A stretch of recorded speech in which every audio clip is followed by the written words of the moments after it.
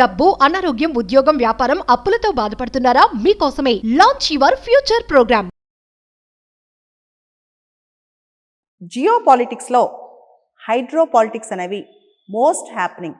అసలు ఈ hydro politics అంటే ఏంటి? Water related politics.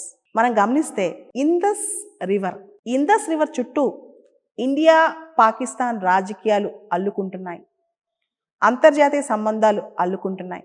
అదేవిధంగా నైలు నది, మనం అంటూ ఉంటాం నైలు నది ఈజిప్ట్కి జీవనది అని. ఈ నైలు నది మీద గ్రేట్ రెనైజాన్స్ డ్యామ్ అని చెప్పి ఇథియోపియా దేశం కడుతుంది.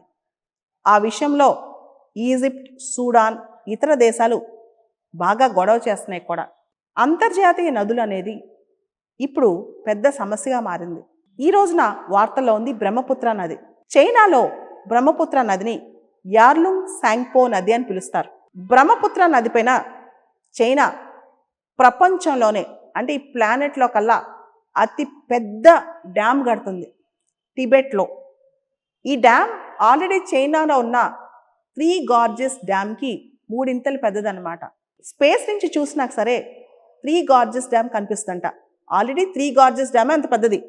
దానికంటే పెద్ద డ్యామ్ బ్రహ్మపుత్ర నది మీద కడుతుంది.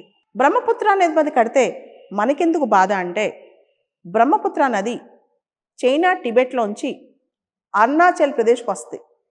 అరుణాచల్ ప్రదేశ్లో మనం దాన్ని సియాంగ్ అని పిలుస్తాం. అరుణాచల్ ప్రదేశ్లోంచి అది అస్సాంలోకి వస్తుంది.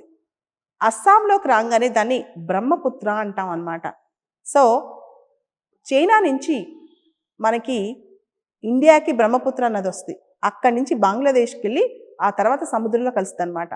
బ్రహ్మపుత్రాన్ని చైనా ఓన్ చేసుకోవడానికి వీల్లేదు. దానికి కారణం బ్రహ్మపుత్ర అనేది బేసికల్గా చైనాకి మాత్రమే కాదు, చైనా, భారత్ మరియు బంగ్లాదేశ్ అనమాట. ఇప్పుడు రైపేరియన్ స్టేట్స్ అయిన భారతదేశం, బంగ్లాదేశ్, ఈ 2 దేశాలు కూడా గొడవ చేస్తున్నాయి, బ్రహ్మపుత్ర మీద కన్సర్న్ వ్యక్తం చేస్తున్నాయి. చైనా $137 బిలియన్, అసలు ఇంత ఖర్చు, $137 బిలియన్ పెట్టి ఈ డ్యామ్ కడుతుందంట టిబెట్లో హైడ్రో ఎలక్ట్రిసిటీ ప్రొడ్యూస్ చేయడం కోసం. ఒకవేళ కనుక ఈ డ్యామ్ పూర్తయి హైడ్రో ఎలక్ట్రిసిటీ ప్రొడ్యూస్ చేస్తే చైనాలో అతిపెద్ద హైడ్రో ఎలక్ట్రిక్ పవర్ ప్రాజెక్టు. దాని తర్వాత చైనాకి సంబంధించి చాలా వరకు ఎలక్ట్రిసిటీ మొత్తం కూడా ఈ ప్రాజెక్ట్ ద్వారా వచ్చేస్తుందంట.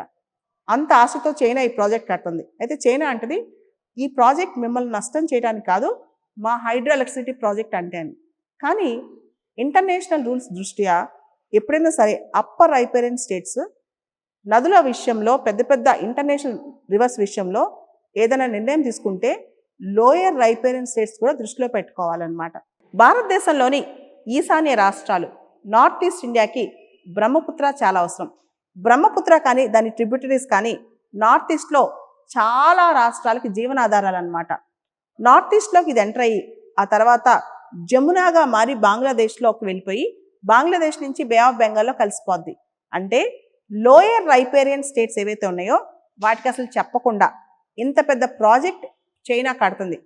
ఎటువంటి పరిస్థితుల్లో బయట తెలియాల్సింది, ఎందుకంటే స్పేస్ నుంచి చూసినా ఇలాంటి ప్రాజెక్ట్స్ బయట కనిపిస్తాయి కాబట్టి చైనా చెప్పక తప్పలేదు కాబట్టి చెప్పింది. కానీ రీసెంట్గా చైనా ఫారెన్ మినిస్ట్రీ వాళ్ళు కూడా చెప్పారు, ఇది వేరే వాళ్ళని ఎఫెక్ట్ చేయదు అని చెప్పి. అంటే తప్పక చెప్పారు, కానీ చైనా ఎవరి ఆమోదం తీసుకోలేదు, ఎవరితో చర్చించలేదు. బ్రహ్మపుత్ర మీద ఇంత పెద్ద డ్యామ్ కడుతున్నప్పుడు, బ్రహ్మపుత్ర నది మీద చైనా డ్యామ్ కడుతుంటే మన కన్సర్న్స్ ఏంటి? ముఖ్యంగా భారతదేశం కానీ బంగ్లాదేశ్ కానీ ఇక్కడ వ్యవసాయం, ఇరిగేషన్, ఫిషరీస్, ప్రజల యొక్క లైఫ్ లైన్ ఇదంతా. ఇవన్నీ పక్కన పెడితే హిమాలయన్ బెల్ట్, ఈ నదీ పరివాహక ప్రాంతం కొంతవరకు సెస్మిక్ జోన్ అన్నమాట. కొంత ప్రాంతం ఇక్కడ టెక్టానిక్ ప్లేట్స్ యాక్టివ్గా ఉండే ప్రాంతం అన్నమాట. ఇక్కడ ఇలాంటి ఇంత పెద్ద బరువు అక్కడ పడితే చుట్టుపక్కల ప్రాంతాల్లో ఎర్త్క్వేక్ వచ్చే అవకాశం కూడా ఉంది. ఈ సందర్భంగా అసలు లోయర్ రైపేరియన్ స్టేట్స్ యొక్క కన్సెంట్ తీసుకోకుండా, వాళ్ళతో చర్చించకుండా చైనా ఇలా కట్టొచ్చా? ఈ క్వశ్చన్ ఇప్పుడు రైజ్ అవుతుంది. రకరకాల డ్యామ్స్ కట్టడం వల్ల భూకంపాలు మనం చూస్తుంటాం. ముఖ్యంగా ఇది సెస్మిక్ యాక్టివ్ జోన్ కాబట్టి దీని ప్రభావం మన మీద కూడా పడే అవకాశం ఉంటుంది. బ్రహ్మపుత్ర నది విషయంలో చైనా అప్పర్ రైపేరియన్ స్టేట్ కాబట్టి బ్రహ్మపుత్ర నదిలో వాటర్ తక్కువ ఉన్న టైంలో వాటర్ స్టోర్ చేసి పెట్టుకునే సందర్భాలు చాలా ఉన్నాయి. ఇది పక్కన పెడితే బ్రహ్మపుత్ర నదికి సంబంధించిన హైడ్రలాజికల్ డేటా చైనా ఎప్పుడు సరిగ్గా ట్రూగా జెన్యున్గా షేర్ చేసుకోలేదు. ముఖ్యంగా ఇండియా చైనా భూటాన్ మధ్య అప్పట్లో డోక్లాం లాంటి సమస్య వచ్చినప్పుడు కూడా చైనా మనతో చాలా గేమ్స్ ఆడింది. ఈ టైంలో ఇదొక బ్రహ్మపుత్రాన్ని ఒక వెపన్గా వాడి, ఒక ఆయుధంలా వాడి ఇండియా పైన చైనా పగ తీర్చుకుంటుందా? ఈ ప్రశ్న కూడా చాలామంది మనసులో తలెత్తుతోంది. ఇక్కడ చైనా పోకళ్ళకి సంబంధించి ఒక ఉదాహరణ మనం గుర్తెచ్చుకోవాలి. ఇదే బ్రహ్మపుత్ర మీద కూడా ఎక్స్పెరిమెంట్ చేయబోతుందా అని చెప్పి. మెకాంగ్ రివర్ అని చెప్పి ఒక రివర్ ఉంది. అది సౌత్ ఈస్ట్ ఏషియన్ స్టేట్స్కి లైఫ్ లైన్ అనమాట. Myanmar, Vietnam, Cambodia, Laos, Thailand ఇలాంటి దేశాలకు అది లైఫ్ లైన్ అనమాట. అయితే చైనా మెకాంగ్ నది మీద దాదాపు 11 డ్యామ్స్ కట్టింది. దానివల్ల ఫ్లడ్స్, డ్రౌట్స్, అన్ఈవెన్ సిచ్యువేషన్స్, తర్వాత ఓ పక్క చైనా దగ్గర డ్యామ్లో విపరీతమైన వాటర్, ఇంకో పక్క వియత్నాంలో కింద మెకాంగ్ డెల్టా దగ్గర నీళ్ళు లేకపోవటం. సో మొత్తానికి మెకాంగ్ మీద డ్యామ్స్ కట్టిన తర్వాత సౌత్ ఈస్ట్ ఏషియన్ స్టేట్స్ని ఆల్మోస్ట్ వాటర్ లెస్ స్టేట్స్గా, మెకాంగ్ పైన ఆధారపడి దేశాలన్నీ నష్టపోయే విధంగా చైనా ప్రవర్తించింది. ఇప్పుడు చైనా అదే గేమ్, సేమ్ మెకాంగ్ మీద సౌత్ ఈస్ట్ ఏషియన్ నేషన్స్తో ఎలాంటి గేమ్ ఆడిందో అటువంటి గేమే బ్రహ్మపుత్ర మీద ఆడబోతుందని మనకు అర్థమవుతుంది. మెకాంగ్ డెల్టా అనేది వియత్నాం దేశానికి రైస్ బౌల్ అనమాట. ఆ డెల్టాలో నీళ్ళు లేకుండా చేసిన చైనా.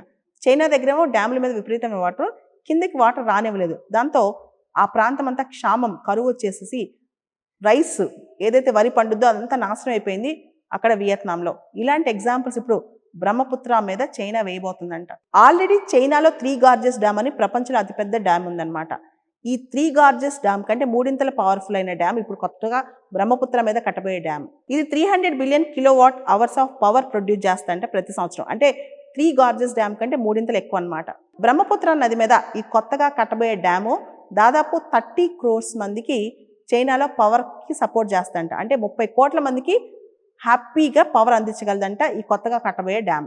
చైనా కథనం ప్రకారం బ్రహ్మపుత్ర మీద కట్టబోయే డ్యామ్ టిబెట్కి చాలా అవసరము, టిబెట్కి పవర్ అవసరం అని చెప్పి. అయితే బ్లూంబర్గ్ వాళ్ళ కథనం ప్రకారం చైనాకి అసలు ఈ డ్యామ్ అవసరం లేదు, అనవసరంగా కడుతుంది, కావాలని కడుతుంది అని చెప్పి. ఆల్రెడీ చైనా భారతదేశంలో ఉన్న అరుణాచల్ ప్రదేశ్ రాష్ట్రం మీద కన్నేసింది. దాదాపు 90,000 స్క్వేర్ కిలోమీటర్స్ ఉన్న అరుణాచల్ ప్రదేశ్ రాష్ట్రం మొత్తం తందే అని చైనా అంటుంటుంది అనమాట. ఇప్పుడు అరుణాచల్ ప్రదేశ్ని సౌత్ టిబెట్ అని కూడా పిలిచి అరుణాచల్ ప్రదేశ్లోని రకరకాల ప్రాంతాలకి తన పేర్లు పెట్టుకుని అరుణాచల్ ప్రదేశ్ చెందిన ఆఫీసర్స్కి వీసాలు ఇవ్వకుండా తన ప్రాంతమే అని చెప్పుకుంటూ ఇలా చేస్తూ ఉంటుంది చైనా అనమాట.